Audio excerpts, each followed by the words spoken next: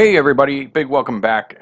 Today we're going to be doing a little chat about Deadmau5, Mr. Joel Zimmerman, famous DJ or semi-famous DJ, whatever you want to call it.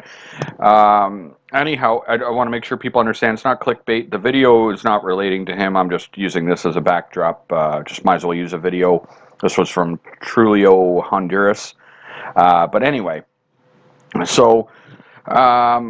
I never told this story for whatever reason, really. I think I mentioned it on my Facebook or something. That's about it. But here's the thing. Okay, so back last spring or whatever, I was going to get new tires on my truck. And so I happen to know where he lives. I don't really care where he lives. Like, you know what I mean? It's a nice place. But anyways, he lives about almost 2 kilometers, about 2 kilometers away from this thing called Snake Hill. It's just kind of like a snake bend through the woods, whatever. So I brought my DJI Mavic with me, and I wanted to make a video flying my drone around, like doing a follow me, doing a massive burnout through the hill.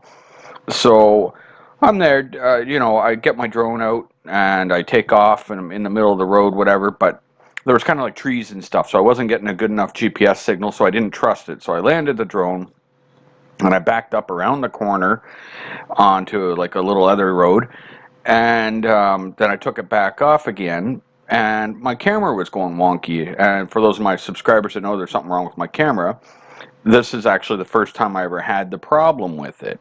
And so I landed it again, and I bring it in my truck, and I'm sitting there looking at it.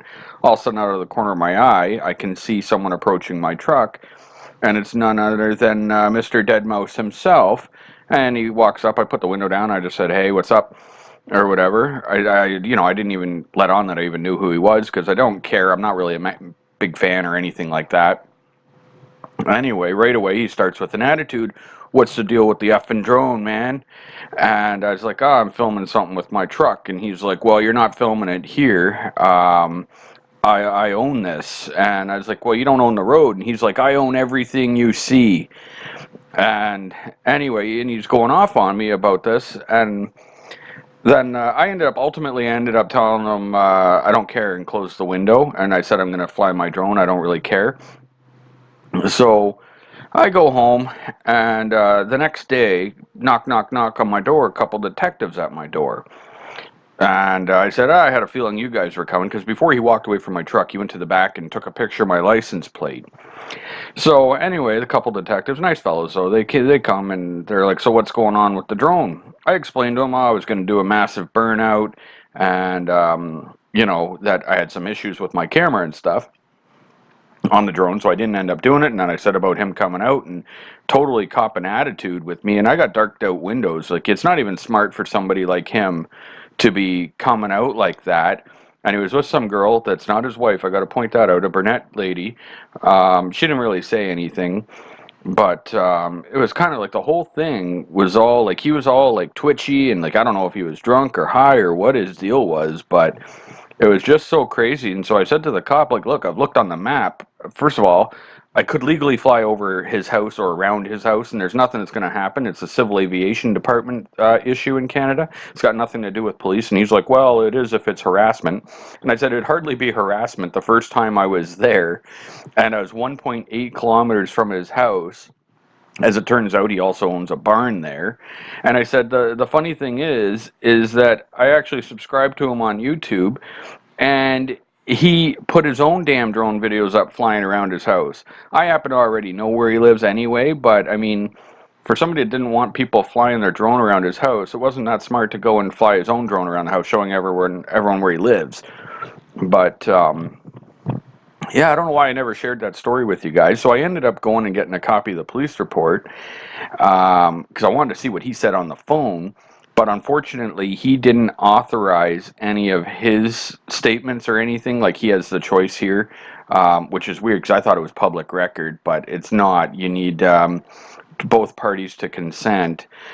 But they said it wasn't the first dealings with them, or the first person to request a copy of a police report with him.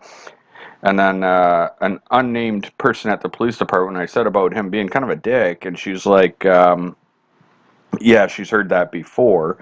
And it's kind of funny, because like several people that I have told the story to people that have known him or whatever, and people seem to say the same thing. Like he's got such an attitude, and it's weird. Like I was polite with him, like I was just saying, oh, yeah, filming something with my truck, and he was just going off about it, and it's a shame. We share some of the same hobbies. I even like a couple of his songs, but he I don't know, maybe he was having a bad day, maybe he has problems with people with drones flying out over his property or something like that. But even if they do, it's not illegal to fly a drone over property.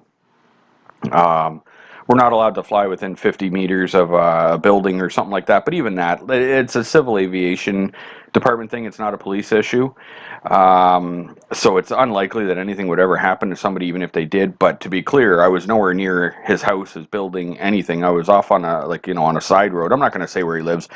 Y'all can Google it. It's readily available for anyone that Googles where he lives anyway. But that's all. I just figured I had this little clip that I would share with you guys and tell you that little story because it's an interesting story. And I don't know. I guess if I ever run into him, I'd probably ask him like what the deal was, why he was so defensive over it. I would think nothing of someone flying a drone down my street, but anyway, that's the story, guys. Hopefully you've enjoyed it, and it is a true story. I got no reason to make it up, so I don't know. I should have kept a police report, but there's nothing on it anyway. But see you next time, guys.